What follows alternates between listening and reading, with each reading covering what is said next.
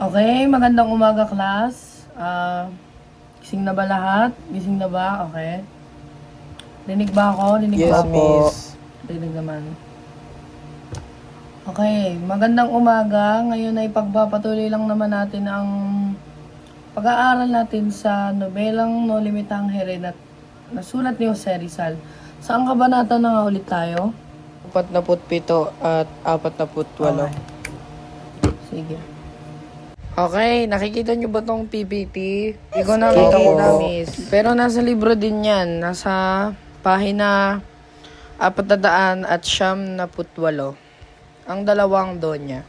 O, sino gusto magbasa ng buod na nasa PPT? Miss, si Junjun daw po. Gusto niya Okay, daw. Junjun, babasa ng PPT. Pwede pa open din ng camera mo. Miss, kita ba ako? Yes, anak. Go lang.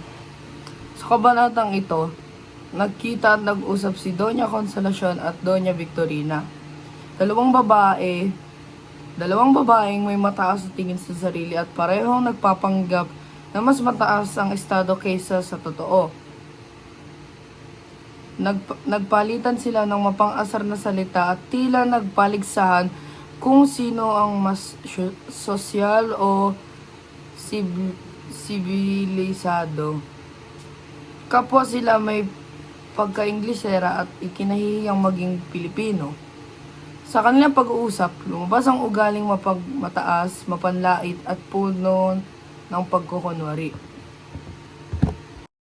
Okay, so sabi daw dito sa kabanatang ito, bibigay ko na lamang ang buod o summarization ng kabanatang ito kasi bale si Doña Consolacion at Doña Victorina ay dalawang donya na taga Pilipinas, pero sila ay kumbaga nahihiyang aminin na sila ay taga Pilipinas at masyadong mataas ang tingin sa sarili.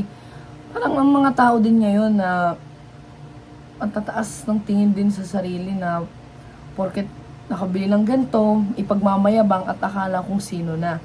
Parang ganun lang din silang dalawa. Kaya isang araw nagkita sila at ayun, nagkasagutan na lang sila at nag-away. Maria, pwede mo bang basahin ng kabanata 48? Sige po, miss. Kabanata ay nagpapakita ng mabilis sa pagkalat ng chismis sa bayan ng San Diego. Ang mga tao ay naging mausisa at mapanghusga matapos lumabas ang balita tungkol sa pag-alis ni Ibarra sa kasayahan at ang pagkasira ng dambana. Mabilis din silang gumawa ng sariling haka-haka. Mga kadalasan ay malisyoso at malayo sa katotohanan. Sa huli, makikita kung gaano kalakas ang impluwensya ng simbahan at mga praile sa opinyon ng publiko.